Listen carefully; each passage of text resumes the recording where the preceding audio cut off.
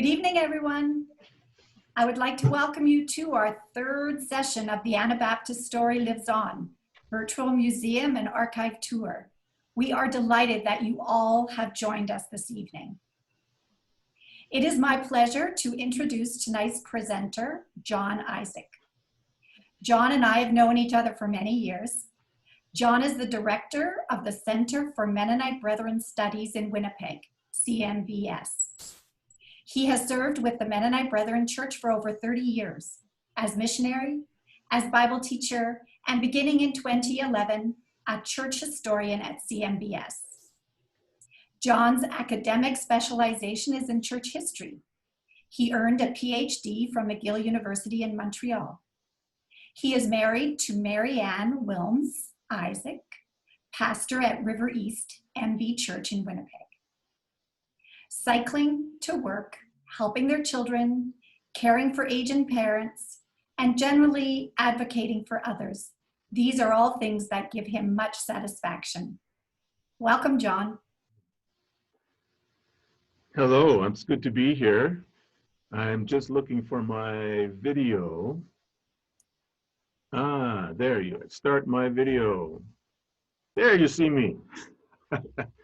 So thank you, Audrey, for the introduction. It is very good to be here with you this evening. And what a great idea, a virtual tour. I mean, in COVID times, simply brilliant. So thank you for inviting me. What I'd like to do in my 20 minutes is two things. First, I'd like to give a walkabout. We'll walk around the premises here on Taylor Avenue in Winnipeg, show you what is in the archives. And then I'd like to take you to some of the websites that enable people, wherever there's internet, to really locate and find things of Anabaptist Mennonite studies. So there's quite a bit out there, and I'm really looking forward to sharing them with you.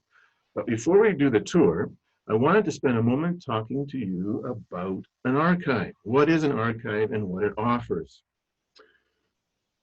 An archive is not so much about artifacts, but more about textual and audiovisual materials. Textual things like minutes, meeting minutes, correspondence, letters, diaries, yearbooks, anything on paper, textual materials. But we also have audiovisual, digital or magnetic, things like cassette tapes, VHS, DVD, and vinyl, yes, even vinyl.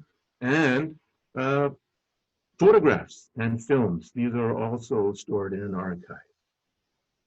So who would come to an archive? Who would visit? What would they come for? Many people come for requests that are really quite personal. They could be looking for a family connection, a family story, a genealogical question they might have, or could be legal. They could be looking for some backup, some evidence, documentary evidence, admissible in court. This is what an archive generates. Could be an academic, university students coming to do research. So I've got some examples to share with you before we go on this tour, just to whet your appetite. For example, these are all real stories, things that have happened in the last years.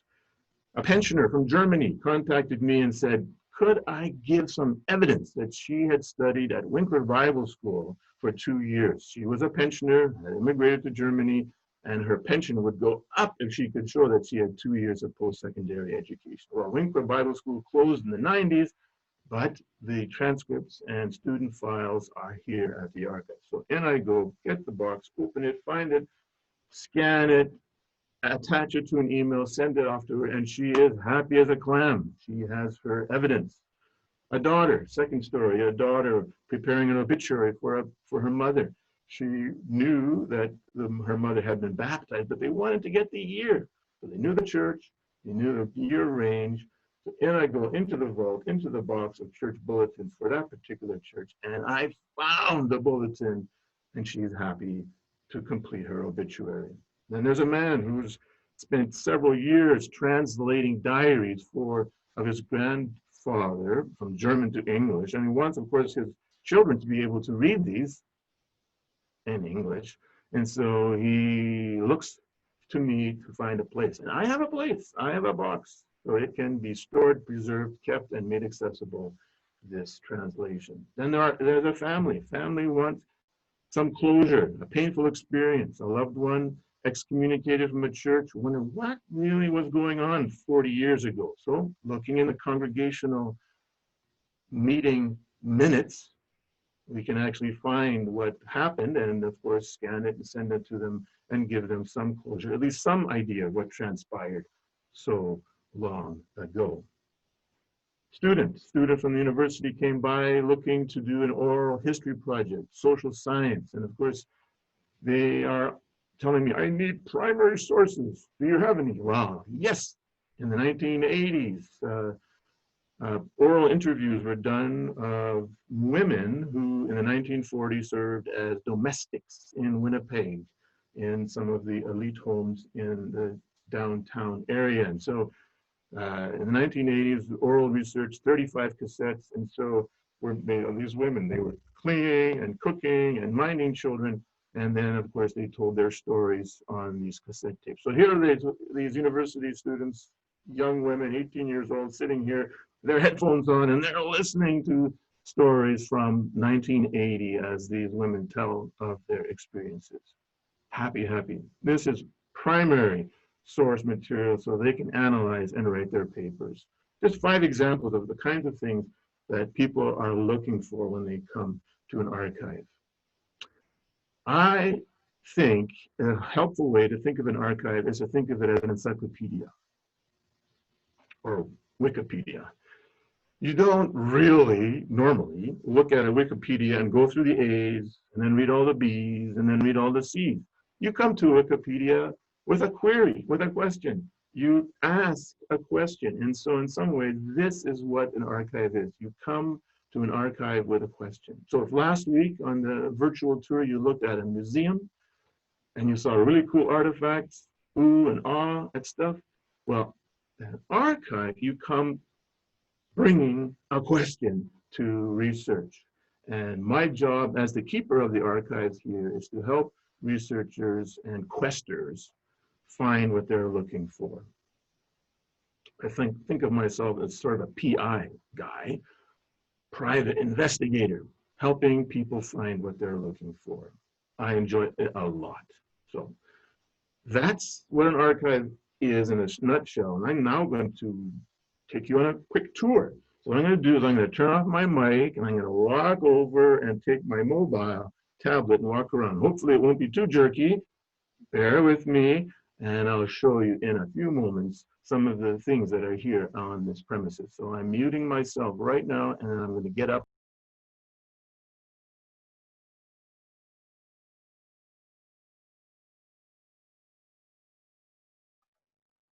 All right, so now I'm picking up this tripod. So this is what you see when you enter the archives at 1310 Taylor here in Winnipeg.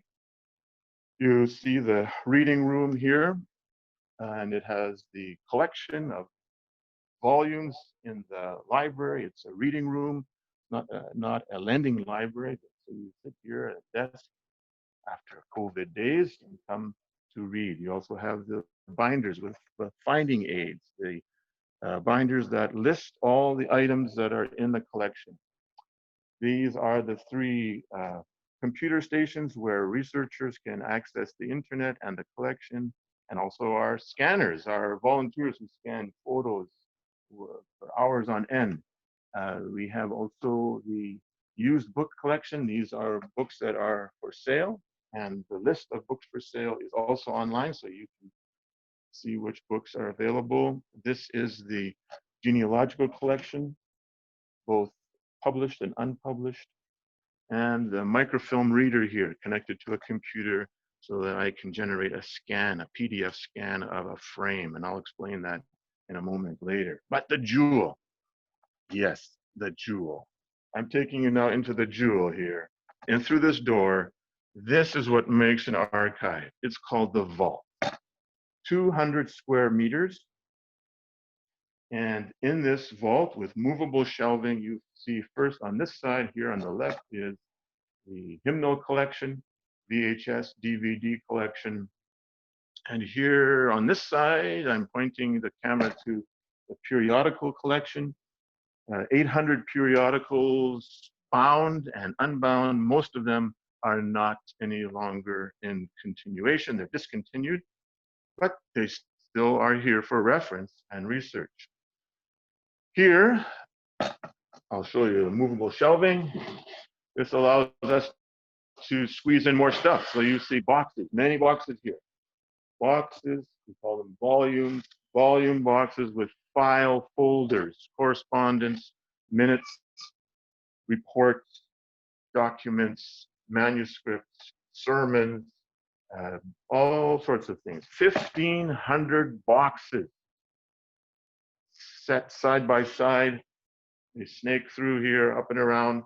They snake through 1,000 meters, starting on this side. So that's 1 kilometer of boxes side to side in the whole collection. I pulled some out so that we can look at that, and I know you're getting busy, so I'm going to put this camera down here and then bring things to the camera so you see what we're talking about. So this is an example here of one of the boxes, and in this box is a diary collection.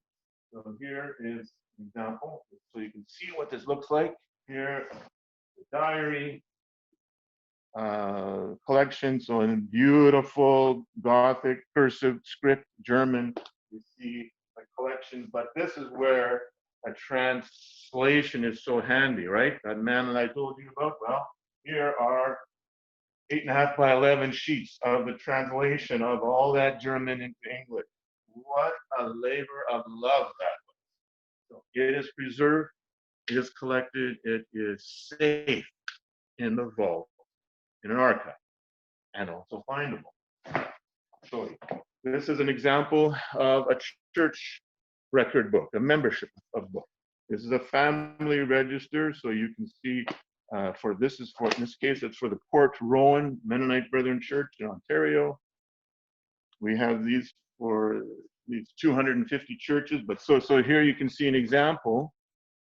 Family names, mother, father, children, birth.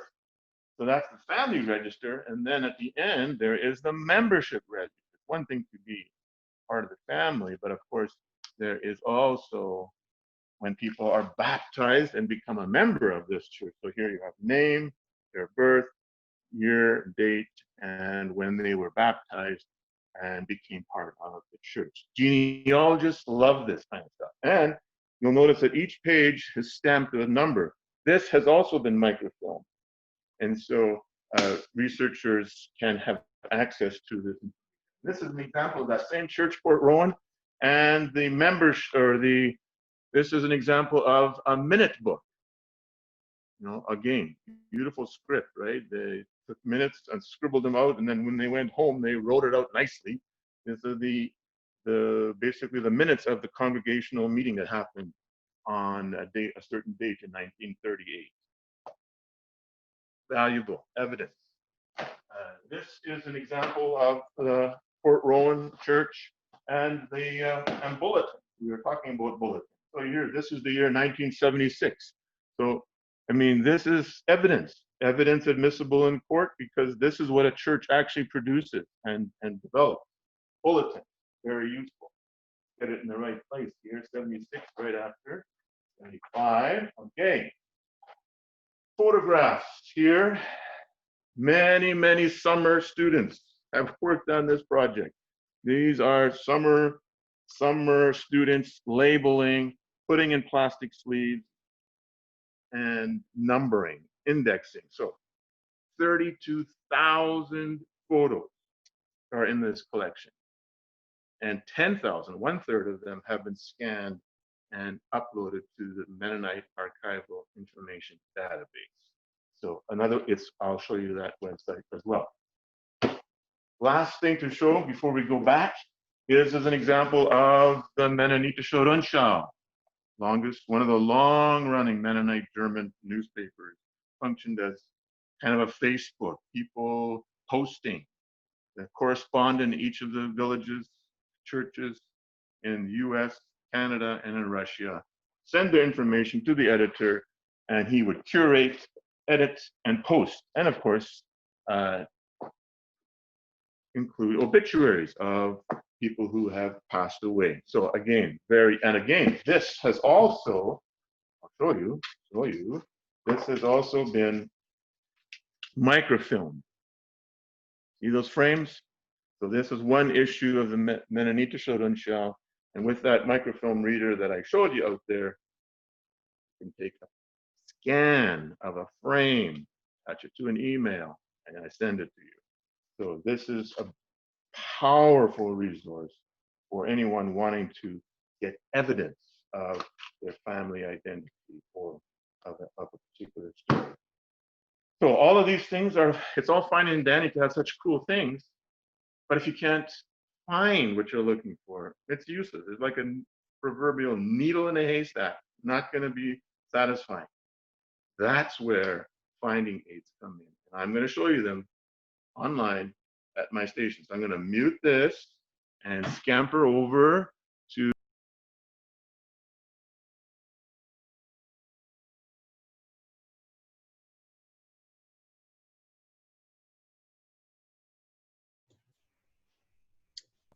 okay, I'm back.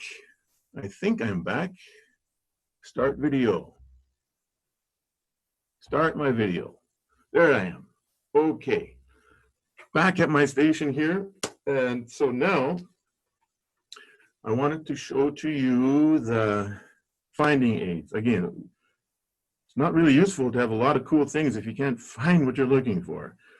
In an earlier time, let's say through the 20th century, finding aids were on paper in binders. In fact, I showed them to you as we did a quick tour.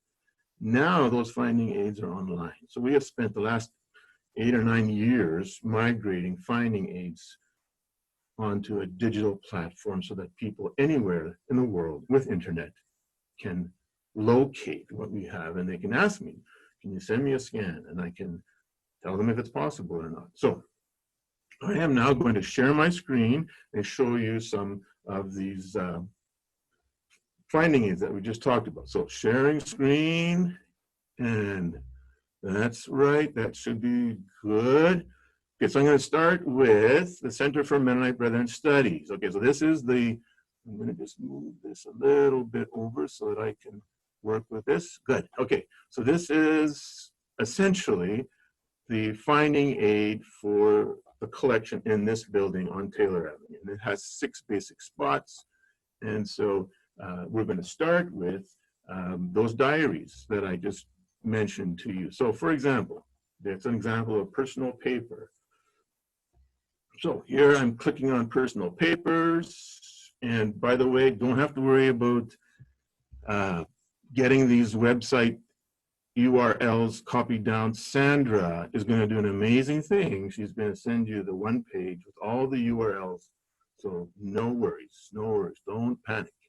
So here we go under Neufeld, and that's the box I just showed you. And so we move down here to Neufeld, and there she is, Anna Jansen Neufeld. And it's coming. And there I scroll down and you see a picture. Those are the diaries I showed you just moments ago, and there's a bit of a description of them. And it's the custodial history, some notes, and a file list. So this is a file list. You see the word volume here? Volume, I'm going to put my cursor right over this. Volume, that's like, in other words, a box. So box number 1401. And these little numbers here, like 11, 12, 13, etc., those are file folder numbers. And then these are the labels. And then they usually end with the year, which is the year that this item was created. So you know what is contained in this file folder, number 11, 12, and so on. I mean, you can't see what's in that folder, but you can see what's in the folder, if you get my drift. You can see what is contained in that folder. Another really cool thing is that Rundschau that I talked to you about. I mean, over 100 years, what if you wanted to find an obituary for a certain person? So you go to publications and you go under M for Mennonitische Rundschau, and of course that will take you all the way down. Let me double click here. Now 800, so you've got to keep scrolling until you get to Mennonitische, D, Runsha, there it is. Click on it, and it opens up, and so there you see the Runsha with a bit of a description, and then lovely, look at this, indexes. Guy named Bert Friesen spent years on this. I'm going to click on this number 4 here, index of 1910. It's going to open up, and you're going to see this 1,000-page index that is available to you to look. So as you know the subject, or if you know the name, you can find the reference. So of course it'll give you the this one, for example, October 11th, 1911. Well, with that number, with that address, with that date, I can find exactly what you are looking for and produce it perhaps for you, give you a scan. One more thing, and then I want to show you something else here. Let's say that congregation. So you want, let's say of the 250 churches, you wanted to find if, let's say you were curious about some congregational records minutes. So let's go to congregations, and I'm going to try one. I know there's one with a nice picture in Steinbach. So I go to the province, Manitoba, but then I scroll down some more all the way to SSSLMNOPQRST, Steinbach. There it is, Steinbach Mennonite Brethren Church. And there's a picture of it, and there you see some history. Some descriptions of the series that are there, and of course here the file list, again, the volume number, and these are bulletins, 72, 73. So again, if you knew something that happened in that year at that church, we could get evidence for you if you are particularly curious. So all of these things that I've just shown you are on this, on our webpage. Now, if it's one scan, I'm happy to scan it for you. If it's many pages, then I ask for a cost recovery donation of a couple dollars a scan. So you notice at the top of my website, this word DONATE. Right. Especially now, where all of us nonprofits are being asked to look under every rock and under every tree for more money. So if you you can give a straight out donation, and I can send you a tax receivable invoice, a receipt for that donation. But if it's for services like my time, that's not receivable, but you'd still use this button and it would be moved into a revenue stream, and it really helps me out. So donate, thank you. So I'm gonna just give that out there and carry on. Now, I promised you also some of the other websites, and so I'm going to move up here to another screen share, and that is, here is the screen which features J.M. Schmidt. And in the March issue of the Mennonite Historian, one of the periodicals that Conrad Stace and I edit, is a little feature on this fellow and some of the other early Mennonite broadcasters. I like this picture because it looks like he's a Zoomer. The first Zoomer. Everyone is behind microphones Zooming these days, and he looks like a really cool microphone.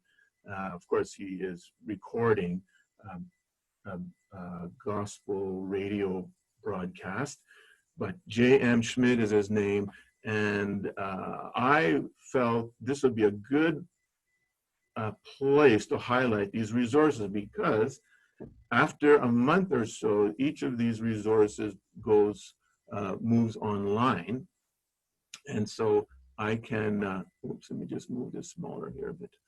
I can show them to you. For example, here is the Mennonite Historian webpage, and at the top here you can see the issue with these broadcasters. And here are over 40 years of Mennonite history collaborated together with the Mennonite Heritage Archives and the Center for Mennonite Brethren Studies. Lovely, lovely partnership, all of these. And by the way, they're all searchable. Here's a nice Google search bar, so if you know the name, you can find the query you're looking for.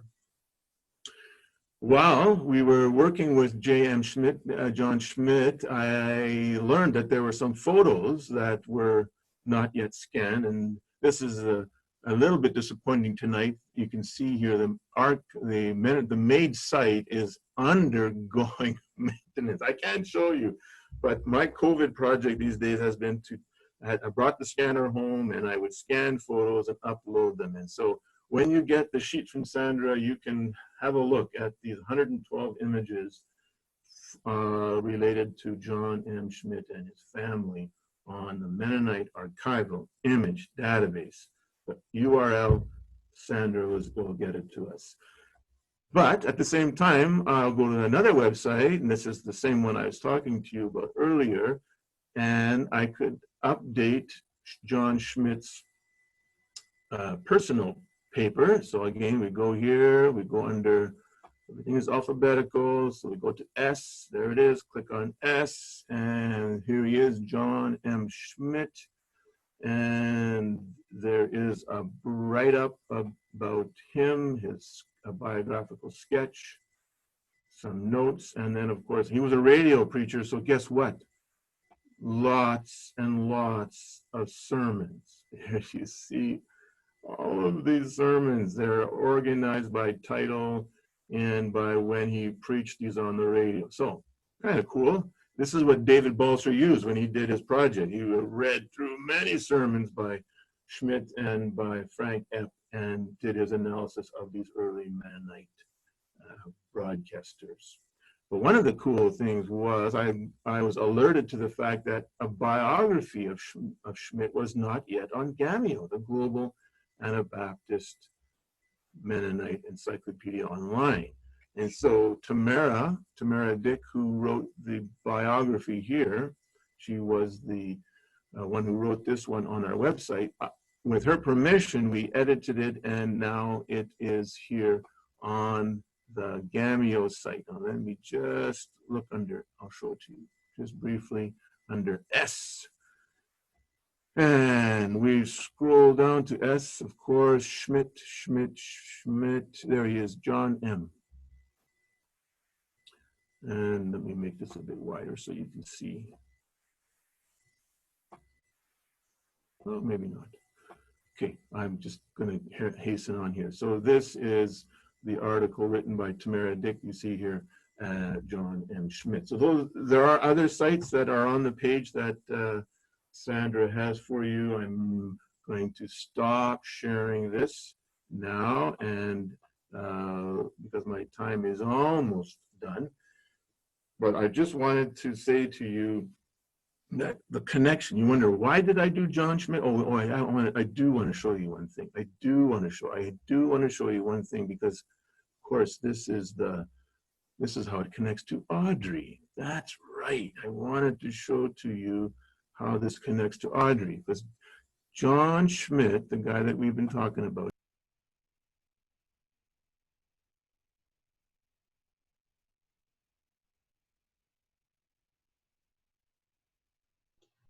John, you muted yourself. Sorry. Thank you for catching that.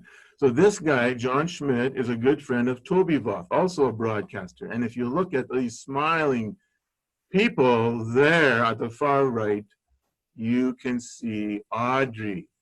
And so Audrey wrote, after seeing the March issue of the Historian, she wrote a lovely letter to Conrad and myself. And we included it in the June issue of the Historian. That's Audrey right on the far right. So that's why I wanted to connect with this. Okay, so I'm almost done, but I just wanted to say to you, try it. Try some of these resources. 5 online sites. It's never been richer for doing Anabaptist Mennonite research than today. And now with COVID, you have no excuse not to try some of these sites. So Sandra will get you that one sheet. Have a look. Do some poking around. And if you have a query, if you're looking for a biography, if you're looking for an obituary, if you're looking for a photo, baptism photo, magazine article, whatever. If you're looking for one of these things, let me know and I'll see if I can find it for you. This is really what we're all about. I love helping people find what they're looking for. I mean, this is usable history. and it really is some of the best kind. So thank you for listening. I'm going to hang around for questions, but I'm done, Sandra. Awesome. Thank you so much, John. That was intriguing. I love that you love to be a private investigator. That's very exciting. Now, we want to invite you to post your questions in the chat box or using the Q&A feature at the bottom of your screen. If you hover around the bottom, you will come up with the chat or the Q&A and just post something there, and we will read it out and answer it. So the first question is from Rachel. Is the Mennonite Runshon spelling translated into English? Well, is the whole magazine in English? No, it's German. So yeah, this is one thing. You have to either dust off your German, or you have to copy it into a Google translator, or you have to have a good friend who still can read German. So yeah, it is a bit of a problem. Like I said, until the 1960s, if you're a Mennonite, you're speaking German. It's only after that, we quickly have lost that. So yeah, Google Translator or a good friend. What percent of your... Hold it. But the index is in English. So, I mean, the index that Bert Friesen made, that's what many people do. They go to the English index and sort of find their way to what they're looking for. And then they, hunt and peck their way through typing in words, or like I said, or have a friend. But there are ways around that problem, Rachel. So what percent of your archives are in electronic form? Barry wants to know. Oh, that's... well, probably like the actual content of all those 1,500 boxes, not very many, not very much. What I do is, like I say, I had a query from a fellow this week. He wanted something scanned. And I said, well, that's a lot of scanning. I'm willing to do it for cost recovery. And so I just put it out there, $30 an hour. So if I'm standing at the copier and working for you for an hour, then I'm asking for a cost recovery donation of $30. That makes sense. Okay, we have a question from Gary. Do you have any items pertaining to Russia or Poland, or is it only Canadian documents? Well, the beautiful thing about the Rundschau is that there is an awful lot of Russian material in it. So not so much from Poland, but a lot from Russia. Absolutely. The Mennonitische Rundschau really is a definitive kind of, and it's one of several, but it really is very useful for researchers. And to be fair, I know that the British Columbia, you were at BC last week, the Historical Society of British Columbia. They are working at scanning all of the Rundschau, and so there's like a huge external hard drive that they will sell you eventually when the project is done. And so you can, instead of having me scan them for you, you could have this external drive with all of these 100 years of Rundschau. So it's still in progress, still in process. But so Russian material, and the University of Winnipeg continues to do work at some of the archives in Odessa and in the Ukraine, getting material out, and more of that is becoming available. That's great. Burton is wondering, has there been any coordinated effort by the various Mennonite archives to digitize their film collections so that they become more accessible? We have, well, I could tell about the third story. There was a time when Gospel Light Hour had a program for children called The Third Story, and that has 75 episodes of that have been digitized. Some of the, if you go to our audiovisual collection on our website, you can see which are digitized, but it hasn't really been a lot. The person who's working with that is Andrew Fair, I think his name is, yes, who's doing some digital work, making new movies. You know, they had the Volendam was recently released, and certainly others. And Otto Clausen just passed away, but many of his films are on DVDs. So, but a concerted effort to link them all together, probably not so much, but it's still possible. John, can you say a little bit more about MADE? Oh. Yeah, because somebody's asking, how's the effort to digitize photos coming? And I know that's a project close to your heart. Yes, I mean, I know that 2 people watching this webinar are special volunteers. I'm going to give a shout out to Kathy Ewart and Claire Taves.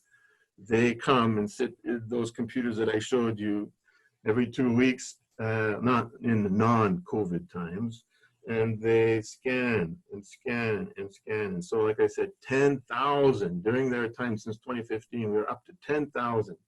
So it's been a long project. So we're 1/3 of the way done of our 32,000 images.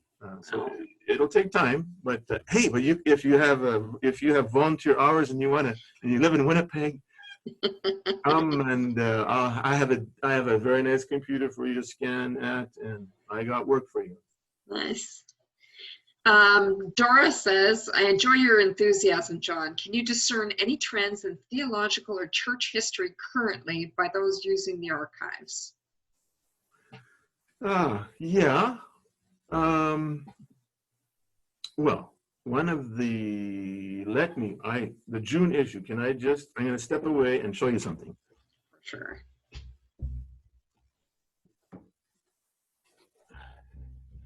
So this is the June issue, which is going to be mailed out later this week. And you see the lead article is on the pandemic of 1918, 1919. And of course, we're in a pandemic right now. And Glenn Clausen did some research at the Mennonite response. And so he used archival resources like the Mennonita Shoruncha because the number of deaths, he calls them excess deaths, were recorded in the Rundschau and the Steinbach Post. And so these papers, which we have, were used by him to analyze the response of Mennonites to the pandemic. And it's interesting, this, I don't know if you can see it, but it's a fascinating thing. Mennonite excess deaths were twice the population, twice the neighboring population of the Francophone communities, the Ukrainian villages, and the Métis villages or the English villages. The Mennonite villages in southern Manitoba had excess deaths of twice. What's that all about? So you want to read it, it's going to be online in a month, but you could also subscribe.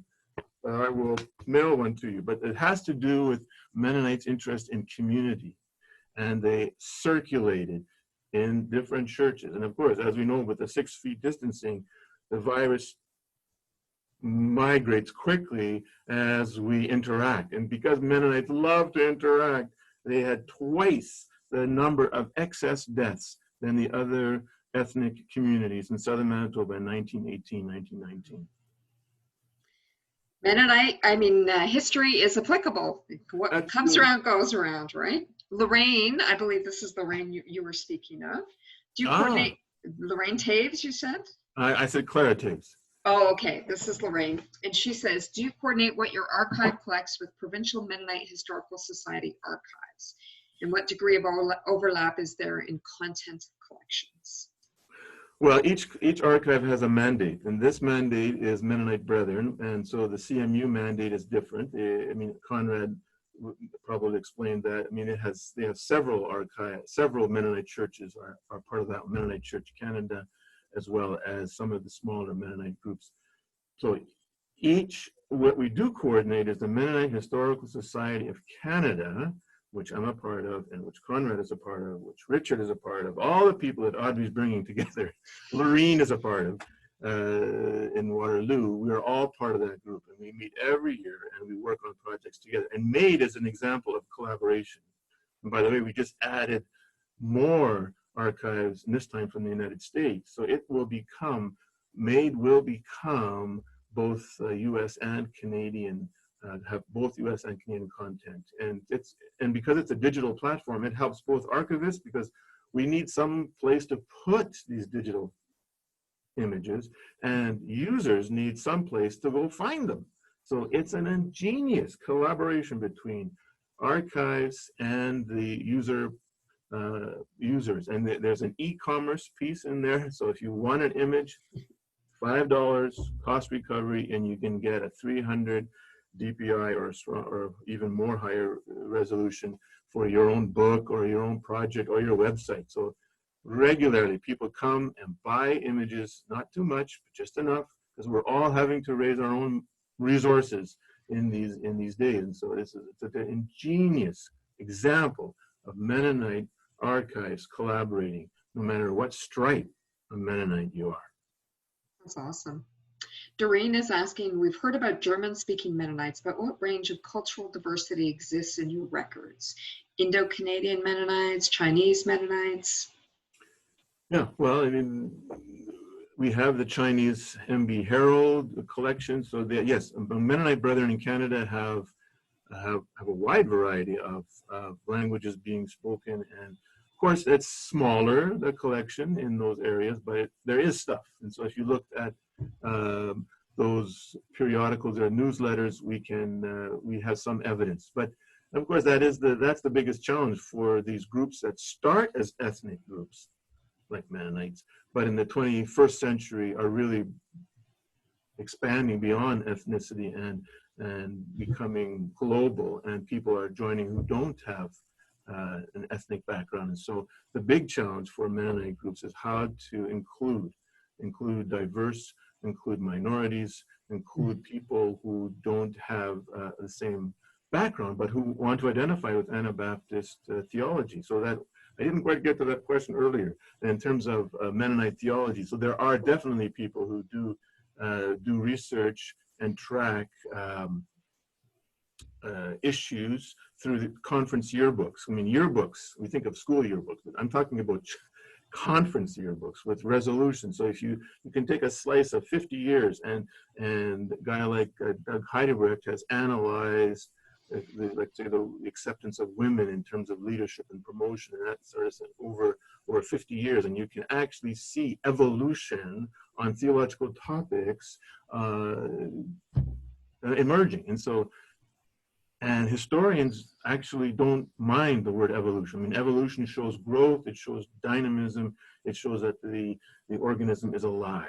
And so you can actually track evolution of theological topics through an archive by looking at church resolutions, and you can see how they incrementally, and then whoop, a big jump, and then incrementally, and then another big jump on a host of topics. So yes, theological students come as well to do research, and I help them find what they're looking for, and it works. That's great. I had a question about what is the strangest request you ever received? Wow, the strangest request. Boy. Well, actually, I think, because I also have a theological background, I do like these more thorny questions, like why somebody has, not really strange, but it's personal, like why people have been excommunicated, if they somehow married the wrong person, and back in the day, that was a problem. So not only for Mennonites, but for all sorts of, religious communities. And so I do enjoy helping people come to terms with some of the shadow side, the underbelly of the church, which sometimes I might be embarrassed about, but in some ways I think I am okay with uncovering it, because it talks about the dynamics of an organization that is growing, and lots of times needs to apologize, and lots of times needs to make changes. And so to see families read about why their loved one was excommunicated, and there's lots of head shaking and head scratching. Wow, that was a interesting time. It does help bring closures. That's not strange, but it's very, I find it satisfying. I mean, helping people find what they want. I mean, the other cool one about helping somebody find a few $1,000s because they could show that they had gone to 2 years of Winkler Bible School. That's always kind of fun, to help people have a monetary benefit from something. Or how about this one? This is another one. Because Mennonite don't really do ordination, like don't make a big deal. Like there's not big certificates and frames. So I had a pastor who said, you know, CRA is leaning on us to show that we are actually ordained. I have no picture, I have no certificate. I know I was ordained. I think it was in this year. So can you, so go look, and there, fine, sure enough, there's a bulletin, you know, with the name, ordained, and he could show that, make a copy, send it to CRA, and everybody's happy. So I love being able to help people find what they need for these legal reasons. Again, it shows the value of having, I mean, or another very difficult one was that within the last 2 years, you know, church, you know, someone was accused of sexual abuse, a minister, so they have to find out, did the church have insurance? So way back, of course, many of these things are like 20 years ago. So going back into the conference records to see if there was an insurance policy purchase, and luckily there was, so they could help out this injured person. But I mean, these are very satisfying to be able to, I mean, it's about record management. I mean, you only know how valuable record management is when you need something and you can't find it. Or so when we're able to produce something that some board has been looking for, some charter, some reference, some piece of evidence that they can use to save them from a ton of trouble, they're very happy. So I like to use those examples to justify my appeals for ongoing funding. So this is one thing, just to make sure my board knows that I actually do things that are valuable, and you'll be sorry if you don't have me around. Maybe when there's a financial benefit to a piece of information you discover, maybe you need to ask for a cut. That's right. Or maybe you could do webinars teaching church boards how to write good minutes, because you know what people many years later go looking for. Right, and it's the sad thing is right now, because most churches store everything in the cloud. There's much less minutes coming. So in the 20th century, we have excellent records. As soon as you cross over into the 2000s, the records are more spotty, because every and the other thing is every congregation is very, very sensitive to litigation. So they I don't want to have John have my stuff. So they want to make sure that every document in the cloud somewhere, all organized. So I say that's good. That's good. But you know, yeah, what happens when you haven't paid your annual web hosting or your site hosting? And of course, Google turns off the switch. So the thing is, it still is important to print and save a physical hard copy somewhere, like an archive, because we are at the mercy of Amazon and Google, because they control the clouds. And the clouds, once it's on the cloud, it's not really yours. You have a copy up there, but it really belongs to Google. So I think it's fine to do that, but I really encourage churches to actually print out and still keep submitting them to an archive, because in the end, paper, this is the other irony, we think that digital is better. Yeah, it's better, but in the long run, paper will outlive a digital resource, because pretty soon you don't have the right software, or it's on a USB, but is it USB 2, 3, 4? What kind of platform did you use? And 30 years from now, who knows what Zoom or whatever is around. So, but if it's on a piece of paper, it will last hundreds of years. I mean, as long as it doesn't get burnt or water damage. But if it's dry, and cool, and safe, it will outlast any digital record. That's a good point. Now, Becky has a question here. My mom was born in 1964 and didn't learn English until she went to school. Why did Mennonites stop speaking German in the 1960s? Well, I think it's the pressure to assimilate. I mean, Mennonites, there are different, I mean, Mennonites look at assimilation differently. Some Mennonites are more interested in assimilation, some Mennonites are less interested, so it depends what stripe of Mennonite you are. But the Mennonites who wanted to integrate into Canadian society, They sent their kids to English school. I mean, I started speaking German. I started German, but by the time I got to kindergarten, I got to speak English. And so I can still sort of hunt and peck my way through, but, it's because of schooling. And if you wanted to integrate into mainstream Canadian society, and if you wanted to reach out, so if you were part of a Mennonite group that believed in outreach and integrating people who weren't ethnically Mennonite, that means you're going to have to use a language that people can understand. And so the more outreach, the more evangelism, the more mission you are doing, the more likely you will be switching to English in a hurry. Because the more you stay in your insular language, it's okay, but you're not going to be looking outward to the world. So again, it depends what stripe of Mennonite you are. So this person, the simple answer is it depends on the role or the value of integrating into the mainstream Canadian society. That will determine how much English and how quickly English came over. Great. Good. Unless anybody has any final questions, I think we will wrap things up. But as Jon mentioned, I will send out links to the resources he has mentioned. In that PDF, will you have that too, that nice one-pager? Yes, I don't know if I will have, yes, we will have a link to it. So we'll Yes. put it on the Tour Imagination Thank website you. where people can download it. The websites are embedded. You don't have to type anything, just click. Perfect. Thank you so much, Jon. That was very informative and just really great to see your passion for archives and for history. Sounds like you'd be the right guy to call if we needed to find a needle in a haystack. So Thank you so much for having me. yeah, thank you, everyone. Thanks for coming. Bye. Bye now.